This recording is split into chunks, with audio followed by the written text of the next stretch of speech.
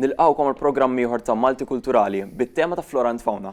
Illum magħna fl-istudju għandna l-professur Alan Dejdun fejn se jkellimna daqsxejn fuq il-fkieren. Kif inti llum Alan, rajt? Iva, nistab tajjeb u grazzi tal-istedina. Grazzi lilek tal-li lqajt l-istedina.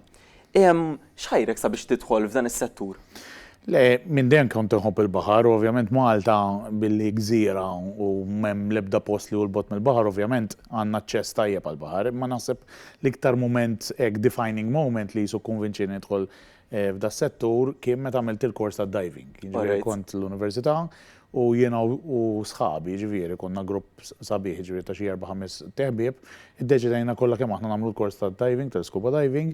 U minn hemm ovvjament tiftaħlek dinja oħra sa dak iż-żmien kont biss nara mill-wiċċ snorkeling maskla ma li tinżel hemm isfel ovvjament tiftaħlek orizzonti ġodda. U kemm ilu da bej wieħed u ieħor? Dat nitkellmu jiġifieri għax jien issa kbirt naqra jiġifieri kważi 25 sena. Ilek naqra mhux ħażin jiġifieri issa. Ekku.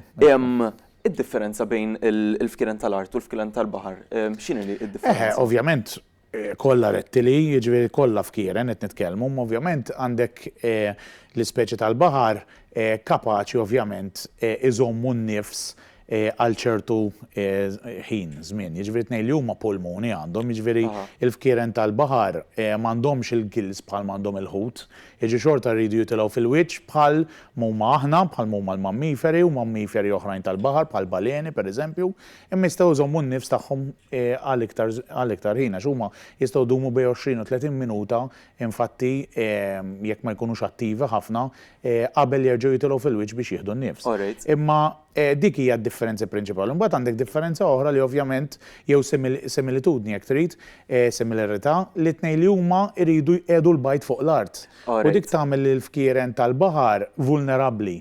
Għaliex għax il-mument li ovvjament tlaqt il-baħar u tlajt fuq l-art, dak il-mument li inti vulnerabbli għax sakemm tlajt hemmhekk tista' tinqabad minn xi annimali ieħor jew mill-bniedem jew xi ħaġa u anke l-bajt li qed tħalli fir-ramel daw jistgħu xi ħadd iħafferhom jiġborhom jew jikolhom u anke meta jfaqsu żgħar sakemm jaslu għal ġol baħar. Allura dik tagħmilhom vulnerabbli. Inti semmejt fejn ibdu l-bajt, normalment huma fuq ir-ramel li żiet li huma bil-fors fuq ir-ramel, jiġifieri huma ma jqedux bajt fil-baħar, jiġifieri dejjem f'perjodu f'ħajjithom daw iridu jqiegħdu jitilgħu fuq l-art u jqiegħdu l-dan. Ħafna drabi di tiġri mill-inqas darba fis-sena, imma hemm speċjalment fil-females, fin-nisa li jkunu kbar, mhux ħażin li daw jistgħu anke jbejtu aktar minn darba f'sena. Jiġi perjodu, speċjalment meta jkun beda tisħon it-temperatura anke it-temperatura tal-baħar, meta daw ifittxu bajja u l-ħaġa interessantissima hija li f'ħafna minn dawn l-ispeċi jerġgħu morru fuq l-istess bajja fejn kienu faqsu huma.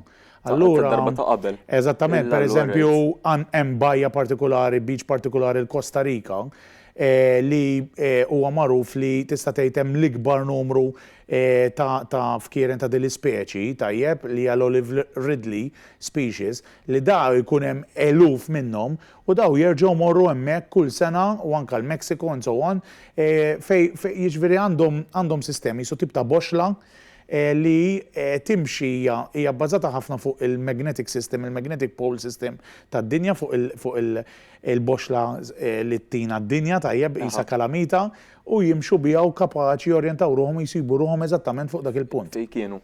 Xi speċi differenti nsibu speċjalment fil-Baħar Mediterran? Ara speċi ta' fkieren tal-baħar mhux li hawn xi diversità kbir, ġifieri nitkellmu fuq 7 speċi, imma 2 li huma magħrufa li jbejtu fil-Mediterran, jiġifieri mhux kemm jidħlu biss fil-Mediterran, imma anke jagħmlu il-bejtiet tagħhom tajjeb huma 2. Jiġifieri nitkellmu l-loggerhead turtle tajjeb li hija l-iktar waħda komuni kannella, speċi kannella, u l-fekruna l-ħadranija li hija l-green turtle. Dawk li jagħmlu l-bejtiet madwar il-Mediterran. F'Malta s'issa kellna biss bejtiet tal-loggerhead tal-kannella l-komuni biex niftehmu. Imma ġieri mbagħad kellna speċi oħra tielet waħda li ġieri deret Malta jew instabet sfortunatament mejta imma qatt ma għamlet bejtiet u li hija l-leatherback. Il-leatherback li hija l-ikbar speċi ta' fekruna tkun hija ħafna hija ngħidula oceanic fis-sens li tkun ħafna fil-baħar miftuħ, ma tantx tiġi lejn il-kosta. Enormi, tagħmel vjaġġi kbar ħafna u l-iktar waħda li hija magħrufa li tiekol il-bram. Issa ma tikolx il-fkieren naħsbu aħna li jiklu xi drabi konna dil-misconception li jiklu biss il-bram. Il-bram huwa parti mid-dieta tagħhom, jiġifieri imma mill-ispeċi kollha l-iktar waħda hija l-leatherback u l-iktar waħda li tagħmel vjaġġi kbar. U qed issemmi li tagħmel vjaġġi kbar, hemm xi tip ta' fkieren li jagħmlu immigrazzjoni pereżempju li jkunu madwar Malta jmorru xi post ieħor? Iva, dawn nafuh infatti għax ħafna minn dawn il-fkieren jiġu tteggjati, jiġifieri hemm dix-xjenza jgħidula telemetrija li inti titteggja xi ħaġa u tista' ssegwiha pereżempju bis-satellite and so on. U nafu, u da jisir per eżempju anka fuq għasafar tal-bahar, seabirds, jisir fuq ċertu baleni u dolphins dat tip ta' studju. U nafu li daw jitċaqal u jamlu vjaġġi kbar, għax daw dejjem ifittxu ovvjament ikel, tajjeb, u xi drabu jkollhom bżonn ifittxu mbagħad il-partner tagħhom meta jiġi żmien tal-mating tan-namur. U ovvjament mbagħad iridu jsibu bajja fejn ħajqedu l-baj tagħhom ukoll.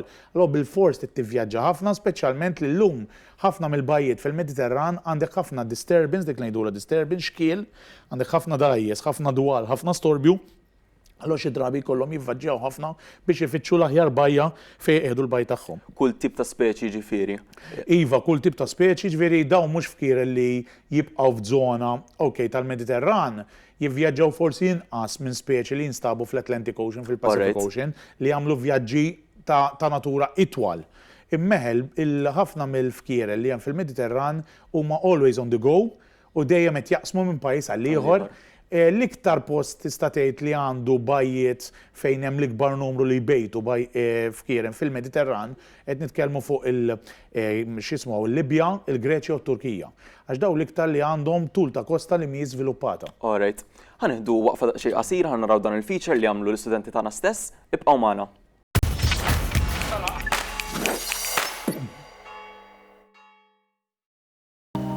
Malta. Bil-kosta sabiħa u l-imlijiet ċari tagħha qed tiffaċċja sfida ambjentali serja, it-tniġġis tal-plastik.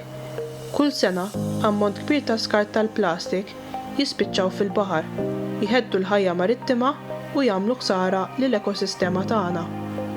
Waħda mill-ispeċi l-aktar vulnerabbli affettwata minn dan l-iskart hija l-fekruna tal-baħar. Il-plastik jaffettwa il-frequent, speċjalment il-boros tal-plastik għax jaħsbu iżhom jellyfish u jmorru biex ikoll il-jellyfish u mela li ħajt ikoll il-jellyfish u qed ikoll il-plastik.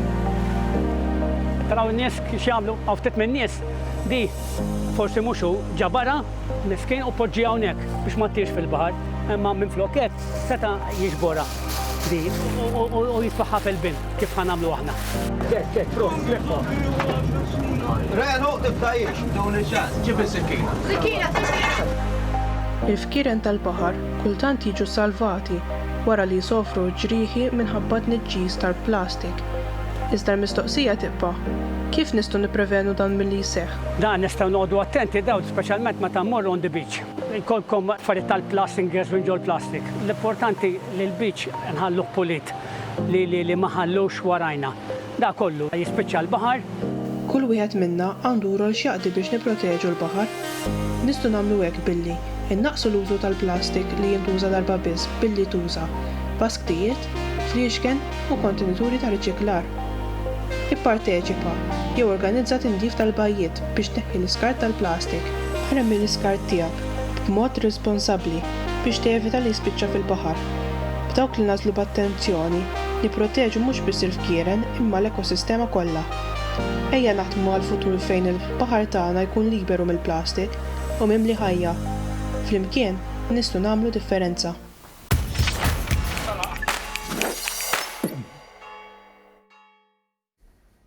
Nilqawkom lura għall-programm li qegħdin nagħmlu llum fuq il-fkieren. Għadni kif rajna l-feature hemmhekk. Mir-riċerka li saret jidher li Malta kienet waħda mill-ewwel li naqset is-single-use plastic. X'taħseb minnha? Ovvjament hija pass importanti, mhuwiex l-unika pass li ovvjament għandu jittieħed, imma huwa pass importanti ħafna u pass pożittiv għax is-single-use plastic ismu miegħu. Jiġifieri qiegħed hemm parti mill-kultura disposable, sfortunatament id-dinja jisna tibbuttana dejjem ħabba l-konsumerizmu and so on. Jiġifieri Inti illum nemnu f'ekonomija differenti, fl-ekonomija ċirkolari. Li inti ħaġa tibqa' tuża anke kemm bżonn tuża għal skopijiet differenti u li l-iskart veru ma jeżistix. Jiġifieri għax jekk xi ħaġa tibqa' tuża mhux tarmija mal-ewwel ċans li dejqietek and so on, inti qed tnaqqas anke ovvjament il-ġenerazzjoni tal-iskart. Jiġifieri single use plastic fih innifsu anke bħala prinċipju huwa xi ħaġa verament ħażina. Għax din il-mentalità ta' disposable hija l-erq ta' ħafna mill-problemi ambjentali li għandna fid-dinja, mhux xi nkun se ngħid f'Malta, fid-dinja. Jiġifieri dija kultura li rridu niġġilduha u nelbuha. Qabel misserijietna kienu ħafna iktar frugali, xiġifieri frugali li jipprovaw irraqqu jagħmlu. Illum pereżempju qasadek issib jinnaf min isewwi iż-żraben u l-handbags and so on meta ssib wieħed fraħal tistaġeb. U hekk għandna mmorru lura, mhux għax ġejja xi gwerra u m'għandniex biex nixtru iktar, imma biex neħdu ħsieb ovvjament l-ambjent ta' madwarna u l-pjaneta u ta' madwarna. U dan is-single use plastic kemm vera jaffettwa l-imwiet tal-fkieren? Ara, single use plastic ovvjament kif qal Raniero fis-servizz li għadna kemm rajna, il-fkieren jieklu affarijiet bħal bramen so on, u inti plastic bek tkun fil-baħar faċli biex taħsibha dan. Barra minn hekk is-single use plastic il-problema tiegħu mhux biss meta jibqa' kbir u jidher, imma anke meta jitkisser u jsir dak li jdulu microplastic. Meta jsir microplastic ikun verament diffiċli mbagħad biex tiġbru lura, jekk tmur ċertu bajjiet f'Malta bħal Golden Bay fejn aħna nagħmlu riċerki u tmur ċertu distanza mill-baħar, pereżempju 10-20 metru l ġewwa, u tqelleb anke bidejk hekk ta' jiġifieri fir-ramel tinduna li hemm ħafna minn dawn il-partiċelli żgħar kull kulur. Ġol ramel li huma l-microplastics li jkunu ftit millimetri u ftit ċentimetri kbar, u dik hija mbagħad il-problema meta da single use plastic ma' żmien jitkisser, jiġi iżgħar u jiġi iktar diffiċli biex tiġbru. U taħseb li qegħdin qrib fil-periklu tal-estinzjoni l-fkieren? Ħanejdu hekk, dal-aħħar anke żdiedu jista' jkun żdiedu wkoll it-temperaturi tal-baħar so qed narawhom jiġu lura għal ċertu postijiet fejn kienu nqataw, jiġifieri fejn qabel il-fkieren fil-Mediterran kienu fil-parti tal-East biss, jiġifieri tal-parti tal-Vant, issa qed joqorbu ftit iktar, bdew jidhru iktar fil-parti ċentrali tal-Mediterran u anke fil-Punent, fil-baħar kien iktar kiesa. Anke Malta bdejna naraw il-fkieren jerġgħu bejtu fuq il-bajtiet tagħna dal-aħħar kemm 6-7 snin tajjeb fejn qabel konninna minn 90s ma naraw fekruna tbejjed and so on. Jiġifieri hija xi ħaġa pożittiva, imma bda ma jfissirx li mhumiex vulnerabbli. Għax kif diġà għad jiġifieri daw għandhom Achilles heel biex nużaw espressjoni, ġifieri għandhom vulnerabilità, għandhom weak point qawwi ħafna li jridu jiġu fuq l-art biex iqiegħdu l-bajt. U f'dak il-mument huma vulnerabbli. Għax huma x'kien jitilgħu fil-wiċċ daw mhumiex xi għawwiema kbar, daw jistgħu jintlaqtu minn dajsa faċilment, kif rajna jistgħu jitħabblu fi xbieki jew jitħabblu fi ħbul and so on. Illum fortunatament ħafna sajjieda huma wer u minn hawn insellmilhom meta qabad fekruna biżbal għax ħadd ma jmur jistat għall-lampu kan bidlet anzi l-kultura fejn qabel salejt jistajt tixtri fekruna fuq il-monti biex tagħmilha soppa, illum ħadd ma jaqbad fekruna. Tajjeb, imma nsellmilhom għax ħafna drabi tista' tikollha kemm huma ta' qabad waħda jafżaw lill-awtoritajiet jew lill-laqdiet ambjentali biex tiġi tinġabar u ovvjament tiddewwa. F'każ jekk xatt minn anke mill-udjenza jkun qiegħed miexi barra u jara fekruna għadha fil-periklu tal-mewt xi ħaġa, min jista' jikkuntattja? Ara, l-iktar ħaġa importanti żewġ affarijiet jiġifieri. Number one ma tipprovax tagħmel xi ħaġa inti speċjalment jekk tara li għandha sunnara, bela sunnara, mhux tipprova tiġbidilha inti mhix lief. Dik l-ar ħaġa x'tista' ċartilha tibqa' ċarrat. U t-tieni ħaġa li ovvjament għandek iċċempel l-iktar enti li qed taħdem fejn jidħol fkieren hija għaqda ambjentali jisimha Nature Trust. U hekk bħalissa tjuruna l-numru tat-telefon fuq l-iskrin. Nature Trust għandhom dak li jsejjaħ Wildlife Rescue Center u Marine Rescue Center, jiġifieri daw letteralment isalvaw il-ħlejqiet slavaġ, inkluż il-fkieren, u ma mhux biss, x'għandhom anke pereżempju fuq il-Unfood Programm and so on, iċċemplilhom u daw għandhom tim speċjalizzat, tim imħarreġ appost għandhom anke persuna li jagħmel l-autopsy, tajjeb Dr. Gruppetta li minn hawn nsellimlu, u ovvjament dawk ikunu l-iktar persuni ingrat li jistgħu jagħmlu xi ħaġa dwar il-biċċa x-xogħol. Grazzi ħafna Professur Alan, grazzi tal-ħin li tajtna, grazzi lilkom ukoll l-indjenza tal-li għattu magħna, narawkom għall-programm li Mista Malti Kulturali. Ciao ciao.